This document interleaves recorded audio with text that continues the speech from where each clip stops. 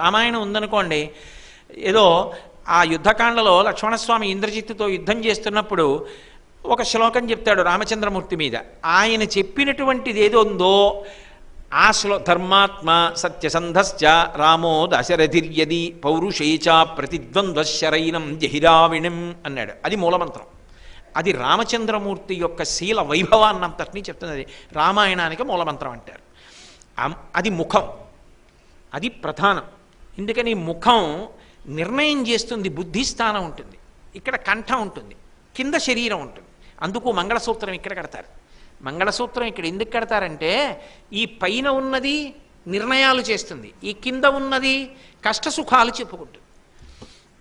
నేను ఇలా ప్రవచనం చేస్తున్నాను అనుకోండి, ఏదో పురుగు బయలుదేరి నా పాదాలని కొరుకుతోంది అనుకోండి, ఏ బొటన వేలునో కొరుకుతోంది, నన్ను కరిచేస్తోంది మహాప్రభో, విపరీతమైన మంట పెట్టేస్తోంది అంటుంది. ఇప్పుడు నేను దీన్ని తోసేసి బొటనవేలు చూసి దాన్ని ఏం కొరుకుతోందో చూసి చేత్తో కొట్టి చేయడం కుదురుతుందా? ఇప్పుడు కుదరదు, ప్రవచనం చేస్తున్నాను అంటుందా బుద్ధి?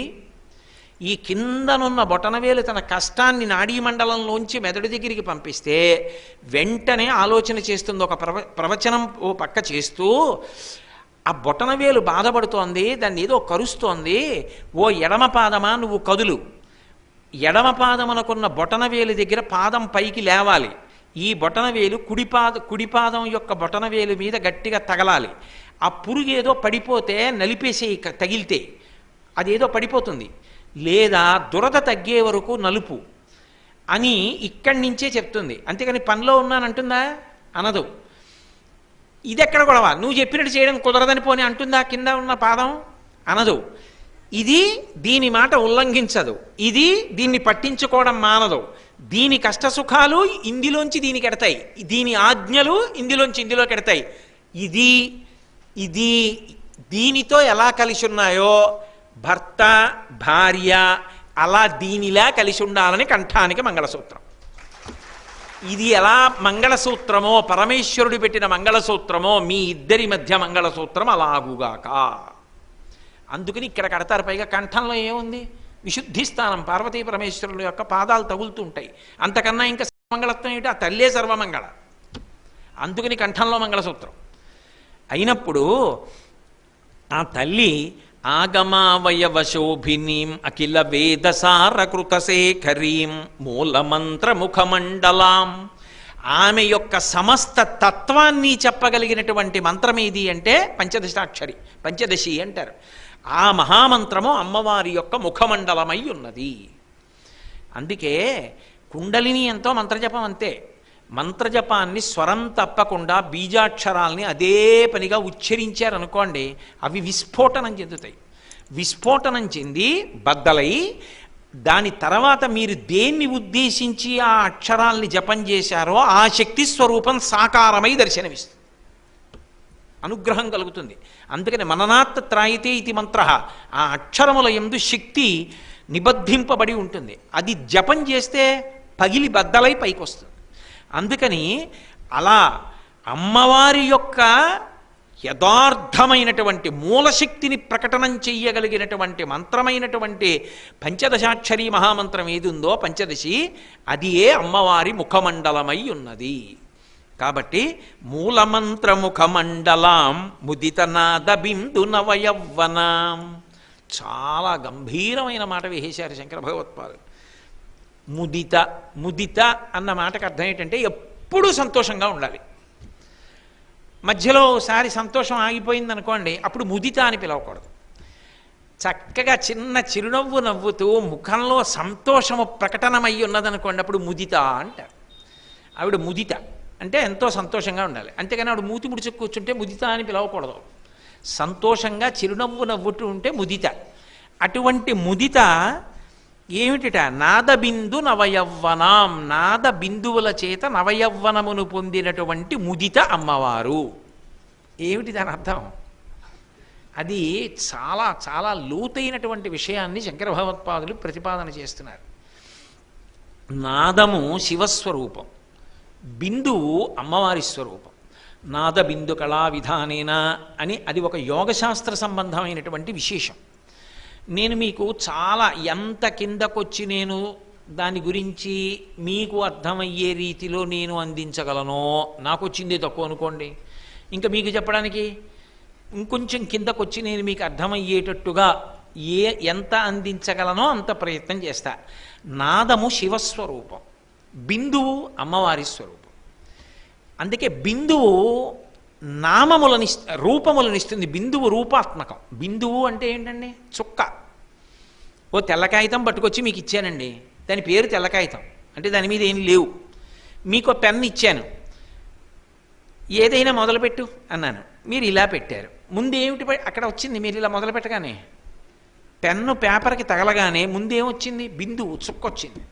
ఇది విస్తరిస్తుంది, అలా గీస్తే ఓ బొమ్మ వచ్చింది, నామము రూపం వచ్చింది. బిందువు రూపములను తీసుకొస్తుంది. అనేక బిందువులు కలిస్తే గీతలై ఒక రూపం వచ్చింది. ఈ రూపము మాయ. ఎందుకంటే రూపం ఉంటే నామం ఉంటుంది, నామం ఉంటే రూపం ఉంటుంది. నామరూపములే మాయ. అదే అమ్మవారు. మహామాయా విశ్వం భ్రమయసి పరబ్రహ్మ మహిషి. ఎలా అంటే కుండ, నేను రూపం చెప్పాను, మీరు నామం చెప్తారు. నామం చెప్తే రూపం చెప్తారు, రూపం చెప్తే నామం చెప్తారు. కానీ మీరు ఒకటి నిజం చెప్పండి, ఈ రెండూ అబద్ధాలు. సత్యం ఇంకోటి. గొలుసు రూపము కాదు, గొలుసు నామము కాదు, నిజానికి అది బంగారం. బంగారం లేకుండా గొలుసు లేదు, ఆ పేరు లేదు, ఆ రూపం లేదు. ఆ రెండూ లేకపోయినా బంగారం మాత్రం ఉంది. సత్యము కనపడదు, నామరూపములు కనపడతాయి. రూపమునకు గుర్తు బిందువు. అందుకే అమ్మవారు ప్రకృతి స్వరూపిణి. ఆవిడ మొదటి పేరు ఏంటంటే ప్రకృతిం. సినిమా అయితే మంచి మాట చెప్పకూడదా? చెప్పచ్చుగా. సినిమాలో మంచి విషయం ఉంటే చెప్పచ్చుగా, తేలిగ్గా అర్థం అవడానికి. అదేం తప్పు కాదుగా. శంకరాభరణం సినిమాలో ఈ మహాద్భుత ప్రయోగం చేశారు. అందులో శంకరశాస్త్రి గారు, ఆయన మహానుభావుడు, యోగి. ఆయనకి సంగీతం నాదోపాసన. ఆయన పాట పాడడం మొదలుపెట్టాడు. పైనుంచి వర్షం పడుతోంది. ఆయన కూర్చుని పాడట్లేదు, ఆయన లేచిపోయాడు. లేచిపోయి ఆయనకి ఇప్పుడు ప్రకృతిలో అంతా ఏం కనపడుతోందంటే శివుడు కనపడుతున్నాడు. కనపడుతూ ఆయన అన్నాడు, ఆ మెరిసే మెరుపులు మురిసే పెదవుల చిరుచిరు నవ్వులు కాబోలు, ఉరిమే బురువులు సరిసరి నటనల సిరిసిరి మువ్వలు కాబోలు, పరవశాన శిరసు గంగా ధరకుదారెన శివగంగా, నా గానలహరి నువ్వు మునుగంగా, ఆనంద వృష్టి నేతడు వంగా అన్నాడు. అంటే నేను పాట పాడుతుంటే నువ్వు సంతోషపడిపోతున్నావు. సంతోషపడిపోయి చిన్న నవ్వు నవ్వావు. చిన్న నవ్వు నవ్వితే మురిసిపోతే ఆ పెదవులు ఇలా విచ్చుకున్నాయి. మురిసే పెదవుల ఆ చిరుచిరు నవ్వులు ఈ చిరుచిరు జల్లులు కాబోలు. అప్పుడు నువ్వు నాట్యం, నీకు అలవాటు, సంతోషం. అందుకని నువ్వేం చేశావు? వెంటనే లేచి నాట్యం మొదలెట్టావు. ఆ నాట్యం మొదలు పెడితే అదిగో ఆ ఉరుములు ఉన్నాయే, ఆ ఉరుములు ఆ సరిసరి నటల సిరిసిరి మువ్వలు కాబోలు, నీ పాదాలకున్న సిరిసిరి మువ్వలు. నువ్వెందుకు లేచి సంతోషించావు? నా గానలహరి నువ్వు మునుగంగా, నా పాట ప్రవాహంలో నువ్వు మునిగిపోయి సంతోషపడి లేచి ఆడుతున్నావు. ఈ ఆనంద వృష్టి నేతడు వంగ. అంతటా నాకు శివుడు కనపడుతుంటే ఆనందం పొందేశారు. ఇప్పుడు ఈ స్వరము, శృతి, గాయకుడు ముగ్గురు ఒక్కటైపోయారు. ఒక్కటైపోయి పరమానందం పొందేశాడు. నాదోపాసన లోపలికి వెళ్ళిపోయింది. నిశ్శబ్దం, పాట ఆగిపోతుంది ఒక్క క్షణం. నే తడువంగా అని ఆగిపోయి ఆ ఆనంద ఝరి లోపల అనుభవించేసి నాదాన్ని మళ్ళీ బహిర్ముఖుడై శంకరా నాద శరీరా పరా వేద విహారా హర. త్యాగరాజస్వామి వారిది నాదతను మనీషం శంకరం. అది నాదం. నాదం శివస్వరూపం. అక్కడ ఆ పక్కనే ఉన్నటువంటి బిందువు అమ్మవారు. వీళ్ళిద్దరూ ముదిత సంతోషంతో కలిస్తే ఈ సృష్టి అంతా ఏర్పడుతుంటుంది. ఎందుకో తెలుసా? నాదము శబ్దము, దానికి నర్తన కదలికలు ఉంటాయి. శివపరంగా ఎప్పుడు కదలికలు ఉంటాయి. అసలు ఈ సృష్టికి ఉన్నటువంటి గొప్పతనం ఏమిటంటే అన్నీ కదులుతుంటాయి. లోపల గుండె కొట్టుకుంటూ ఉంటుంది, ఊపిరితిత్తులు కదులుతుంటాయి, జీర్ణాశయం కదులుతుంది, ఎలక్ట్రాన్స్ కదులుతాయి, ప్రోటాన్స్ కదులుతాయి, జలపాతంలో నీళ్లు కదులుతాయి, గాలి కదులుతుంది, భూమి మీద ధూళి కదులుతుంది. ఈ కదలికలన్నీ పరమశివుని యొక్క నృత్యం. అమ్మవారు ఆ బిందుస్వరూపం. ఈ రూపాలన్నీ వస్తాయి. భార్యాభర్తల సమాగమంలో ఆరోగ్యవంతమైన సంతానం ఇద్దరూ సంతోషంగా ఉంటేనే. ముదిత నాదబిందు నవయవ్వనాం. తల్లి, మీరిద్దరి యొక్క కేళి, మీరిద్దరి యొక్క కూడిక, ఆ ఉమామహేశ్వర స్వరూపం, ఆ పార్వతీ పరమేశ్వర సమాగమ స్వరూపం ఏం చేసిందంటే ఇంతటి లోకాన్ని ఉత్పత్తి చేసింది.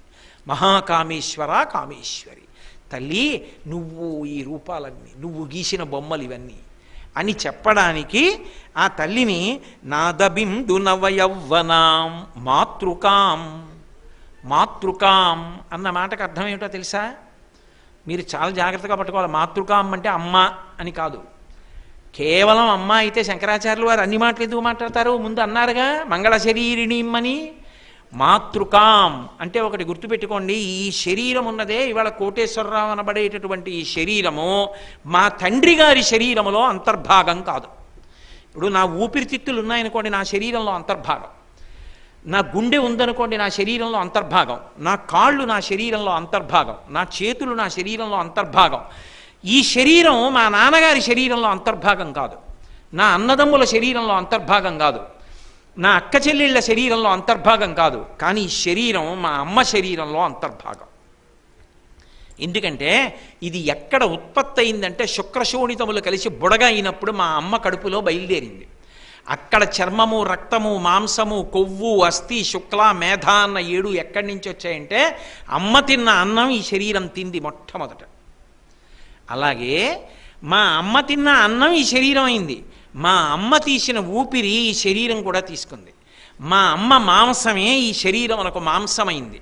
మా అమ్మ శరీరంలో గుండె ఎలా ఉంటుందో అలాగే మా అమ్మ కడుపులో ఇది ఉంది. మా అమ్మ కడుపులోంచి బయటికి వచ్చింది, మా అమ్మ శరీరం వెళ్ళిపోయింది. మా అమ్మ శరీరంలోంచి వచ్చిన ఈ శరీరం తిరుగుతోంది. ఇది మా అమ్మ శరీరం కన్నా భిన్నం కాదు. ఆ అమ్మ శరీరంలోంచి పుట్టి పైకొచ్చి ఇంకా ఇది తిరుగుతోంది. ఆ అమ్మ వెళ్ళిపోయింది. ఆ ఇద్దరి మధ్య ఉన్న అనుబంధం మాత్రం పోయేది కాదు. అది మాతృకాం. ఈ ఊపిరికి ప్రారంభం ఆవిడ ఊపిరి. ఇక్కడ అన్నం తినడానికి మొదలు ఆవిడ తిన్న అన్నం. ఈ శరీరం బయట తినడానికి మొదలు ఆవిడ కడుపులో ఆవిడ మాంసం ఈ శరీరానికి మాంసం. ఆవిడ సప్తధాతువులు ఈ శరీరానికి సప్తధాతువులు. ఆవిడ తయారు చేసి తనలోనే ఉన్న ఒక అవయవాన్ని బయటికి వదిలిపెట్టేసినట్టు, బల్లి తోకను వదిలేసి తిరిగినట్టు ఆమె నన్ను బయటికి వదిలి తాను తిరిగింది. తాను వెళ్ళిపోయింది, నన్ను వదిలిపెట్టింది. ఇప్పుడు ఇది ఎవరు? మా అమ్మ శేషం. మాతృకాం. అది నువ్వు కాదంటే వదిలే సత్యం కాదు. అసలు నువ్వు ఉన్నావంటే అమ్మే. ఆ అమ్మ లేని నాడు నువ్వు లేనే లేవు. అసలు ఆ మూలం అమ్మే. అంత గొప్పదు సుమా అమ్మ. అటువంటి అమ్మకి ఏమిచ్చి రుణం తీర్చుకుంటావు?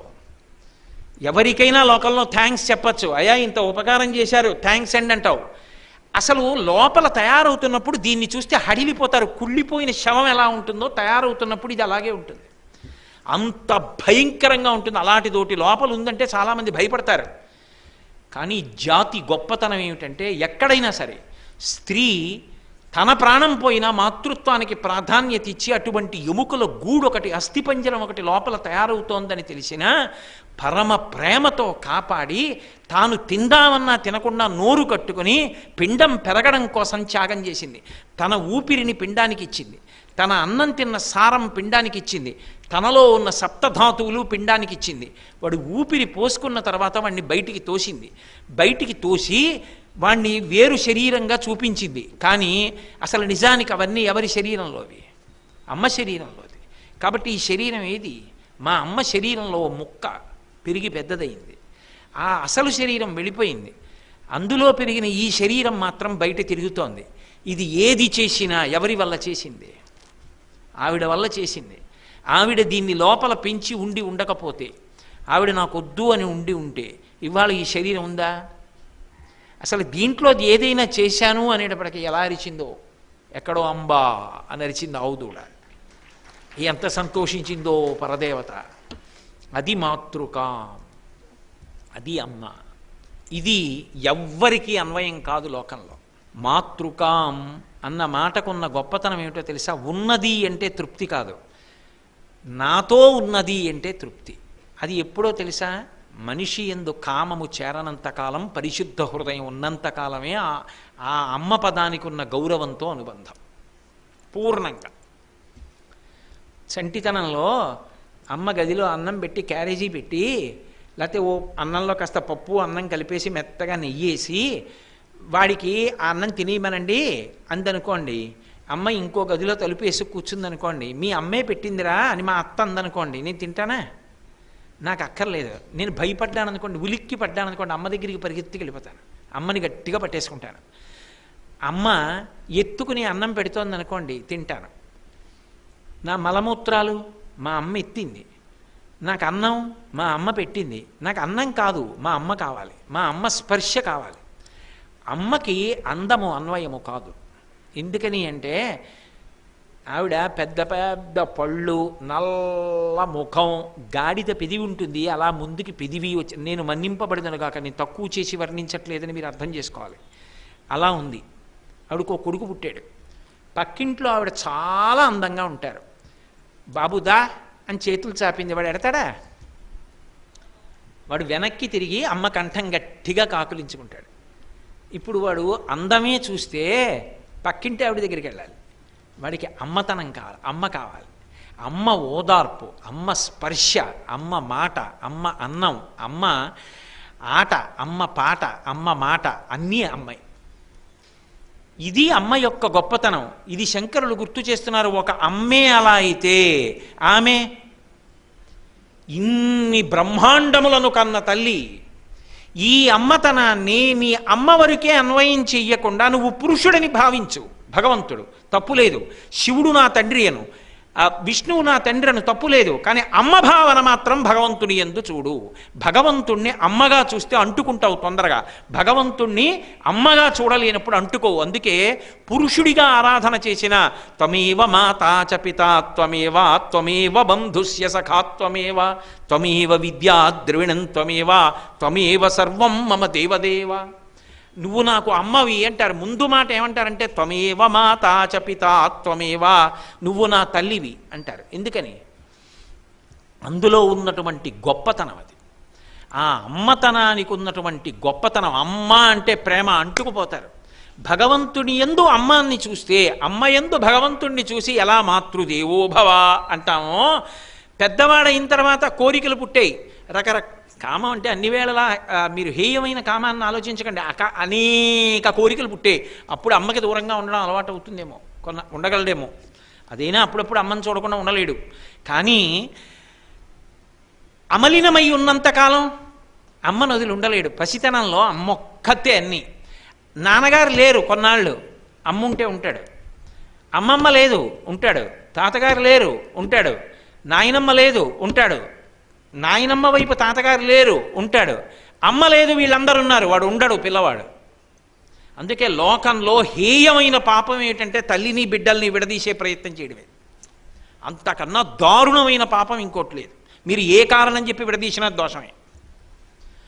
అయినప్పుడు ఆ అమ్మతనం అంత గొప్పదైతే నువ్వు భగవంతుని యందు అమ్మతనాన్ని చూడు, నీ మనసు అంటుకుపోతుంది. అక్కడికి వెళ్ళేటప్పటికి నువ్వు విష్ణువుని పూజించు, శివుణ్ణి పూజించు, అగ్నిని పూజించు. పురుషుడిగా కాదు, అమ్మగానే భావన చెయ్యాలి. అందుకే ఆ అమ్మతనానికి ఉన్న గొప్పతనం అది. అది శంకరుల మనసు పొంగిపోతే వాగ్రూపమై మాతృకాం అని 2 చేతులు ఎత్తి నమస్కారం చేస్తున్నారు. అమ్మా, ఇన్ని కోట్ల బ్రహ్మాండములను కొన్న తల్లివి నువ్వు. అనేక కోటి బ్రహ్మాండ జననీం దివ్య విగ్రహం అని కదా వ్యాస భగవాను లలితా సహస్రంలో. కాబట్టి మాతృకాం త్రిపుర సుందరీం, ఇదొక గంభీరమైన మాట. త్రిపుర సుందరీం అంటే 3 అంకె మీద నడిచేటటువంటి వాటన్నీ కూడా ఆవిడ స్వరూపంగా ఉంటాయి. ఉండి ఆవిడ అనుగ్రహించిందా ఒకట్లోకి తీసుకెళ్ళిపోతుంది. 3 ఏదో భూత భవిష్యత్ వర్తమాన కాలములు, స్థూల సూక్ష్మ కారణ శరీరములు, ప్రధానంగా త్రిపుర సుందరి అన్న మాటకు అర్థం ఏంటంటే మాతృకాం త్రిపుర సుందరీం అంటే స్థూల సూక్ష్మ కారణ శరీరములుగా ఉన్న తల్లి అని అర్థం. స్థూల శరీరము అంటే అన్న వికారము అని గుర్తు. అన్నం తింటే పెరిగిన ఈ శరీరం ఉందే, 7 ధాతువులు కలిస్తే స్థూల శరీరం అంటారు. చర్మము, రక్తము, మాంసము, కొవ్వు, అస్థి, శుక్ల, మేధ, ఈ 7 కలిపినటువంటి సంఘాతము ఏది ఉంటుందో అది స్థూల శరీరం. సూక్ష్మ శరీరం అని ఒకటి ఉంటుంది. అందులో 19 తత్వములు ఉంటాయి. 5 జ్ఞానేంద్రియములు, 5 కర్మేంద్రియములు, 5 ప్రాణములు, 15 మనస్సు, బుద్ధి, చిత్తము, అహంకారము, ఈ 4 కలిపి 19 కలిస్తే సూక్ష్మ శరీరం అంటారు. దానికి అన్నధాతువుతో సంబంధం ఉండదు. మీకు ఉదాహరణ చెప్పాలంటే జ్ఞానేంద్రియాలు 5. కన్ను అంటే కన్నుకు చూడగలిగిన శక్తి, ముక్కు వాసన చూడగలిగిన శక్తి, నాలుక రుచి చెప్పగలిగిన శక్తి, చెవి వినగలిగిన శక్తి, చర్మము స్పర్శ చెప్పగలిగిన శక్తి. 5 జ్ఞానేంద్రియాలు, 5 కర్మేంద్రియాలు. 5 కర్మేంద్రియాలు కాళ్ళు 2 1, చేతులు 2 1 2, నోరు 3, మలస్థానము 4, మూత్రస్థానము 5. ఈ 5 కర్మేంద్రియాలు. అక్కడికి 5 5 10. 5 ప్రాణములు, ప్రాణ అపాన వ్యాన ఉదాన సమానములు. ఈ 5 చాలా ప్రధానం. మిగిలినవి ఇంకొక 5 ఉంటాయి, అవి కలిపినా కలపకపోయినా నైవేద్యంలో ఈ 5 చెప్తాం. అందుకే ప్రాణాయ స్వాహ అపానాయ స్వాహ అని. ఎందుకని? ప్రాణము అంటే ఉన్నాడు అనడానికి గుర్తు. అది త్రిపుర సుందరి లక్షణంలో సూక్ష్మ శరీరంలో ఆవిడ యొక్క నిర్వహణ శక్తి. ఆయన ఇంట్లో సభ్యుడా కాడా వదిలేయండి, తలుపు తీసింది, ఎవరో లోపల నుంచి బయటికి బయట నుంచి లోపలికి తిరుగుతున్నారు, దూరంగా గేటు బయట నించున్నారు అంటే యజమాని ఉన్నాడా లేడా? ఆ అమ్మాయి పనిపిల్ల ఎవరైనా కానివ్వండి, యజమాని ఉన్నాడని గుర్తు. ఆ ఇంట్లో ఉన్నాడు యజమాని కాదు, నివాసం ఉన్నారని గుర్తు. అలాగే ఊపిరి లోపలికెళ్ళి పైకి వస్తూ ఉంటుంది, కుక్క తిరిగినట్టు, ఇంట్లో ఎవరో తిరిగినట్టు. అది తిరిగి లోపలికి బయటికి వెడుతోందంటే ఉన్నాడని గుర్తు. మంగళప్రదత్వం. అది ప్రాణము. అపానము పైనుంచి లోపలికొచ్చి లోపల నుంచి పైకి వెళ్ళిపోతే ప్రాణం. అపానం అంటే లోపల ఉండిపోయిన పిప్పిని బయటికి తోసేయడానికి కిందకెళ్ళి బయటికి తోసేస్తే అపానం అంటారు. ఈ రెండింటిలో ఏది లేకపోయినా శరీరం నడవదు. లోపల ఉండిపోయింది బయటికి వెళ్ళలేదనుకోండి ప్రమాదం. అపానము. వ్యానం అని ఒకటి ఉంటుంది. వ్యానం ఏం చేస్తుందంటే ఈ మధ్యలో నిలబడి ఈ పై పని సరిగ్గా జరిగేటట్టు, అంటే ఊపిరి తీసి వదలడం సక్రమంగా జరిగేటట్టు, కొంత గాలి అవసరమైనప్పుడు మాత్రమే, ఆ పిప్పిని తోసేటప్పుడు మాత్రమే కిందికి వెళ్ళాలి, శరీరం కిందకి వెళ్ళి తొయ్యాలి. అంతేగాని అస్తమానం శరీరం కింద నుంచి వాయువు ఎడుతోందనుకోండి, అదో వ్యాధి. మళ్ళీ ఒక్కొక్కసారి దానివల్ల జ్వరాదులు కూడా వచ్చేస్తాయి, చాలా ఇబ్బందిలోకి వెళ్ళిపోతారు. కాబట్టి అది సమానంగా ఉండేటట్టు చూస్తుంది శరీరంలో. పైన ఊపిరి సక్రమంగా అందేట్టు, క్రింద పిప్పి బయటికి వెళ్ళేటప్పుడు వాయువు కిందకి తోసేసేటట్టు. ప్రాణ అపానములను నిర్వహిస్తే వ్యానం అంటారు. ఉదానము. ఉదానము అంటే ఈ శరీరం అంతా పోషింపబడాలి. పోషింపబడాలంటే ఇక్కడ రుచి కోసం తింటాడు. తింటున్నప్పుడు ముద్ద ముద్దకి మంచినీళ్ళు తాగంగా నవ్వులుతాం. నవిలినప్పుడు పరమేశ్వరుడు ఒక అద్భుతమైనటువంటి పదార్థాన్ని పెట్టాడు. సూక్ష్మక్రిములు చచ్చిపోవడానికి లాలాజనం ఊరుతుంది, ఊరి అందులోకి చేరుతుంది జిగురుగా. ముద్ద నవ్వులుతాడు, గుటక వేశాడు, కంఠం దగ్గరికి వచ్చింది, అది జారలేదనుకోండి, జారకుండా ఉండిపోతుంది అనుకోండి, అస్తమానం ఎక్కడ తాగుతారు నీళ్లు? అలా తాగితే అన్నం వెళ్ళదు, కడుపు నిండిపోతుంది. అందుకని కంఠంలోకి చేరిన పదార్థము కడుపులోకి జారిపోయేటట్టుగా ఒక వాయువు ఉపకారం చేస్తుంది. ఆ సమయంలో ఆకలి వేసి అన్నం తినేటప్పుడు ఉపకారం చేస్తుంది ఆ వాయువు. దానికి ఉదానమని పేరు. ఇప్పుడు లోపలికి వెళ్ళిన తర్వాత శక్తి తయారవుతుంది. ఓ పదార్థం తింటే కొంత శక్తి. దాన్ని ఏదో ఉపన్యాసం చెప్పాలి కాబట్టి వాళ్ళ కంఠానికే ఇస్తున్నానండి, రేపటి నుంచి దేవీ నవరాత్రులకు కావాలంటే కాళ్ళు చేతులకి ఇస్తానండి అందం. అన్ని అవయవాలకి సమానంగా పంచిపెడుతుంది లోపల ఒక వాయువు. దాన్ని సమాన వాయువు అని పిలుస్తారు. శక్తిని పంచిపెడుతుంది, ఏది పెరగాలో వాటిని సమానంగా పెంచుతుంది. గోళ్ళు సమానంగా పెరగాలి, వెంట్రుకలు సమానంగా పెరగాలి, అలా కాళ్ళు చేతులు సమానంగా పెరగాలి. ఓ కాలు పెద్ద ఓ కాలు చిన్న ఉంటే ఇబ్బంది. అది చేసేదాన్ని సమాన వాయువు అంటారు. ఇది ప్రాణ అపాన వ్యాన ఉదాన సమానములు. జ్ఞానేంద్రియములు 5, కర్మేంద్రియములు 5, 5 ప్రాణములు, మనస్సు, బుద్ధి, చిత్తము, అహంకారము. ఆ 4 గురించి మీకు నేను అనేక పర్యాయాలు చెప్పాను. అహంకారం అంటే నేనన్న భావన. చిత్తము అంటే ఎప్పుడు చాంచల్యంతో ఉంటుంది, ఇది చేద్దామా అది చేద్దామా. ఆఖరికి బుద్ధి నిర్ణయం చేసిందనుకోండి, అయితే అప్పుడు ఇలా చేద్దాం ఈ పని అని ఒక వ్యూహం చేస్తుంది. నేనే చేశానంటుంది ఆఖరణ అహంకారం. మనస్సు ఇది చేద్దామా అది చేద్దామా, రవిగల బట్టలు ఇద్దామా చీరలు ఇద్దామా, సింధూరం ఇద్దామా కుంకం ఇద్దామా, చామంతి పూలు ఇద్దామా జాజి పూలు ఇద్దామా. సంకల్ప వికల్పములు మనస్సు. ఈ 4, ఈ 15, ఈ 19 కలిపి సూక్ష్మ శరీరం అంటారు. కారణ శరీరం అంటే ఈ లోపల పరమాత్మ ఉంటాడు, ఆయన తేజస్సు వల్ల నడుస్తూ ఉంటుంది శరీరం. దానికి ఒక అవిద్యా కవచం ఉంటుంది. ఆ కవచంతో ఉన్నప్పుడు విడుతూ ఉంటుంది ఆయనతో ఉన్నటువంటి అనుబంధం. ఆ అనుబంధం సూక్ష్మ శరీరం స్థూల శరీరం మీదకి వచ్చిందనుకోండి, జాగృత అవస్థ అంటారు. అదే త్రిపుర సుందరి. మళ్ళీ 3 అవుతుంది, జాగ్రత్త స్వప్న సుషుప్తి. ఇప్పుడు ఇంద్రియాలు శరీరం అన్నీ పనిచేస్తాయి. అది ఆ లోపల ఉన్నటువంటి కారణ శరీరంలో ఉన్న తేజస్సు స్థూల శరీరం నుంచి విడిపోయిందనుకోండి, ఈ కన్ను అలా మూసుకుపోయి పడిపోతుంది, చెవులు పనిచేయవు, చేతులు కదలవు, కాళ్ళు కదలవు, అలా పడిపోయి నిద్రపోతుంటాడు. శరీరం అంతా విశ్రాంతిలోకి వెళ్ళిపోతుంది. సూక్ష్మ శరీరంతో ఇంకా అనుబంధం ఉంది కారణ శరీరానికి. మనసు పనిచేస్తూ ఉంటుంది, సృష్టి చేస్తూ ఉంటుంది, అందుకే కలస్తూ ఉంటుంది, ఇంకా భావాలు ఉంటాయి, భయం సంతోషం కలుగుతూ ఉంటాయి.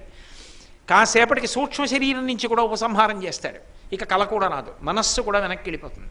అక్కడ ఒక్క పరమాత్మ ఉంటాడు, కానీ తెలియదు పరమాత్మను అనుభవిస్తున్నానని. కటిక చీకటి, అవిద్యా కవచం ఉంటుంది. అలా గాఢ నిద్రలో సుషుప్తిలో అక్కడ ఏ మనస్సు కానీ అవయవాలు కానీ ఇంద్రియాలు కానీ సూక్ష్మ శరీరం కానీ చిత్తం కానీ బుద్ధి కానీ అహంకారం కానీ ఏవి పనిచేయవు. అదే పరమ ప్రశాంతత, సమాధి స్థితి. కానీ అది సమాధి అని తెలియదు, దాన్ని సుషుప్తి అంటారు.